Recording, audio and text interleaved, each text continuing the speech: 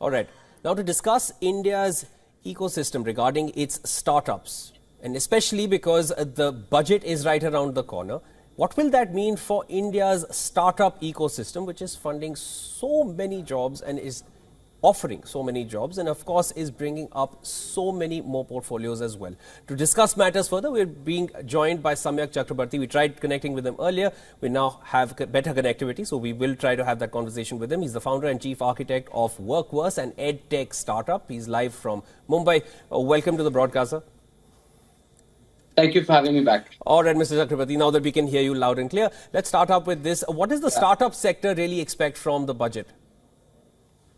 I think a more enabling ecosystem. So while there is access to funding that has been made available, thanks to this present-day government's ease of doing business policies from an investor standpoint, but still to run a startup today, whether you're a 1 crore business or a 100 crore business, you still have the same amount of compliance. You still have the same amount of paperwork to do, which can be quite taxing and expensive for emerging startups. So more enabling ecosystem from that standpoint. Second, also to sensitize the income tax authorities and the ROC on new forms of business models, because a lot of our policy and our auditing is still based on business models that are more profit and loss driven, book order driven versus valuation and predictive revenue driven. And I think that mindset change is very important. Otherwise, that conflict between startup founders and the compliance ecosystem can be quite taxing. I think that should be a major change. And secondly, also more availability of funding and mentoring to startups and founders in Bharat. And when I say Bharat, I mean the emerging cities.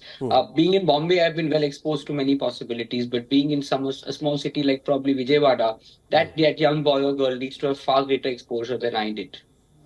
Mr. Chakrabarti, now, of course, we know how the startup sector in India has flourished. I also wanted to get your thoughts on this, on how budgets in earlier years, in the last few years at least, have helped the startup ecosystem reach where it has.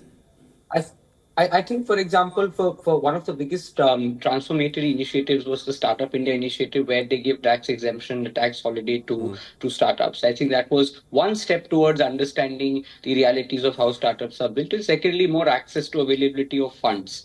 And also the whole MSME infrastructure, which gave startups a preference in being able to receive payments, being able to getting some holidays with their GST. That was, I think, very transformatory in the last few budgets.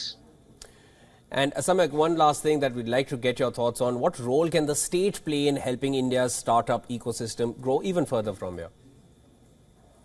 I think what the state can do is build better infrastructure, physical infrastructure, because we work out, or these kind of things are available in a Bombay or Delhi, but again, smaller cities where Bharat is really emerging, far greater physical infrastructure, far greater research and development infrastructure that can be shared would be very beneficial, especially with startups blooming in healthcare and the medical sector now. All right, Mr. Chakrabarti, thank you so much for joining in, and we're glad we reconnected with you and get all your thoughts on the startup sector. And of course, we're leading into the budget. We will be in touch with you for further updates as and when it comes in. Thank you.